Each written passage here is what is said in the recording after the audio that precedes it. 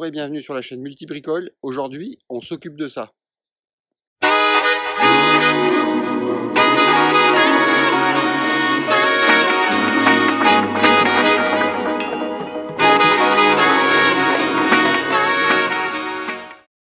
Pour changer le filtre à gasoil, vous aurez besoin d'un filtre papier, de son joint et d'un tournevis Torx de taille T30.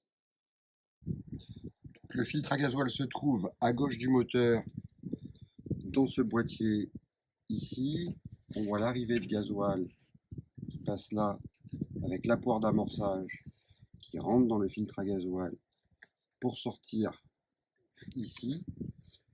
Donc ce filtre, il est composé donc, de la poire d'amorçage, comme j'ai déjà dit, qui est protégé par un petit boîtier là, d'un capteur de niveau d'eau, je pense, enfin d'une connexion électrique qui doit être un capteur de niveau d'eau, une vis ici de purge en air, de la vis pour ouvrir le boîtier. Dessous, on va tout démonter. Dessous là-bas, la vis de purge en eau. Pour déposer le boîtier du filtre, on va le déconnecter électriquement ici, voilà, en soulevant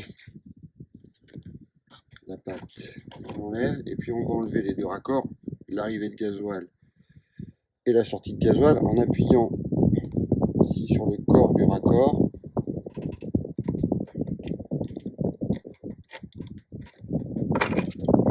Comme ceci, et ici pareil.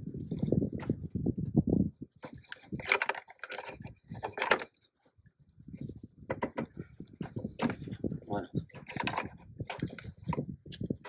Et pour sortir le boîtier, il faut tordre la petite patte ici, je ne sais pas si on la voit très bien, petite patte métallique du support du boîtier qui se situe là. On l'écarte légèrement et on va soulever le boîtier pour le sortir de son logement. Donc, une fois la petite patte métallique écartée, on sort le boîtier en le soulevant. Je vous montre le support. Ici, c'est cette petite patte qu'on est venu écarter et le support là du filtre. Il faut noter qu'on n'est pas obligé de déposer le boîtier filtre pour changer le filtre papier à l'intérieur, mais ça me permet de mieux vous montrer le fonctionnement du filtre et notamment les deux vis de purge. Donc sur le filtre, on a la vis Torx ici pour ouvrir le boîtier du filtre, le capteur de niveau d'eau puisque le gasoil avec la condensation peut se charger en eau et l'eau est délétère aux injecteurs. Ici, la vis de purge en air, lorsque vous allez pomper pour re-remplir le filtre, il faudra ouvrir cette vis afin de laisser l'air s'échapper. C'est idem si vous tombez en panne d'essence, il faut ouvrir cette vis de purge en air avant de pomper pour réamorcer le circuit de gasoil. Et sous le filtre, la vis de purge en eau, puisque l'eau est plus lourde que le gasoil, donc l'eau descend au fond du filtre, l'eau et les saloperies, et donc vous ouvrez cette vis pour nettoyer le filtre et le débarrasser de l'eau contenue dans le gasoil. Voilà, donc là on procède à l'ouverture du boîtier pour accéder au filtre papier.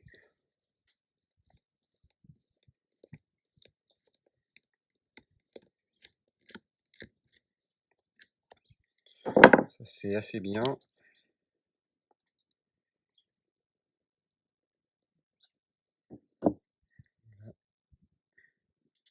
Ici on a le filtre, là vous voyez bien repérer l'emplacement du joint.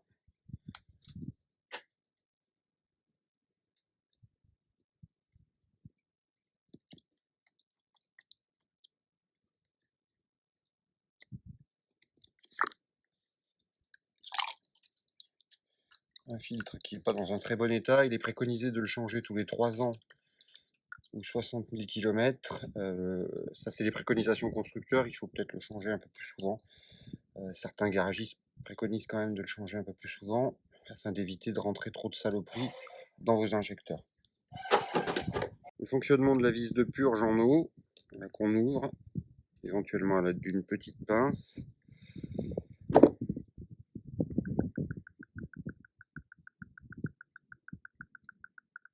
Afin de faire couler l'eau qui, je le rappelle, l'eau contenue dans le filtre qui, je le rappelle, est plus lourde que le gasoil, donc qui est en bas du filtre, en bas du bloc. C'est pas la peine de tout vider non plus. Cette vis, elle permet de le faire lorsque le boîtier du filtre est en place. Vous mettez un récipient sous le moteur, et comme ça vous nettoyez et vous enlevez l'eau. Quand vous voyez plus d'eau, plus de gouttelettes d'eau couler au fond du récipient, vous pouvez refermer. Donc là, on repositionne le filtre papier dans son logement. On appuie un tout petit peu. On remet le filtre, le joint, pardon, autour.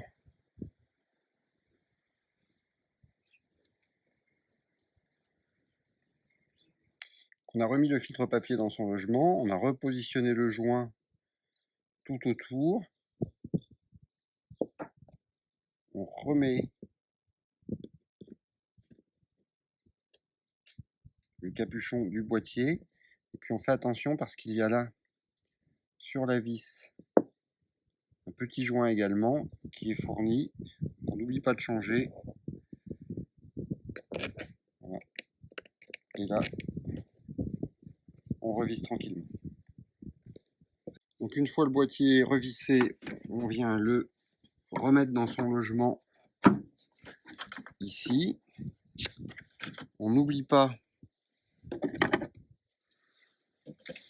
de remettre la patte de fixation afin que sur un ralentisseur par exemple il ne sorte pas de son logement. Reconnecte l'ensemble des connecteurs à la fois en termes de tuyaux et de contacts électriques. Et puis on va ouvrir la protection là, pour accéder à la petite poire d'amorçage pour réamorcer tout le circuit. On a ouvert la vis de purge en air. On vient maintenant amorcer. Voilà.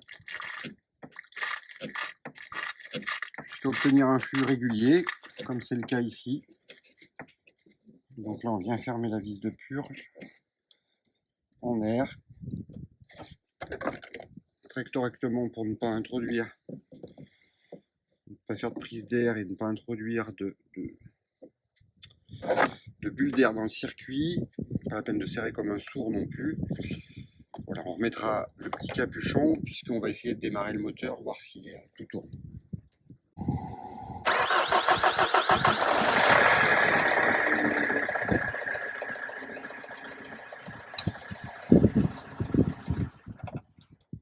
Voilà, le moteur a redémarré, il tourne correctement. On remet donc la protection de la poire d'amorçage et c'est fini.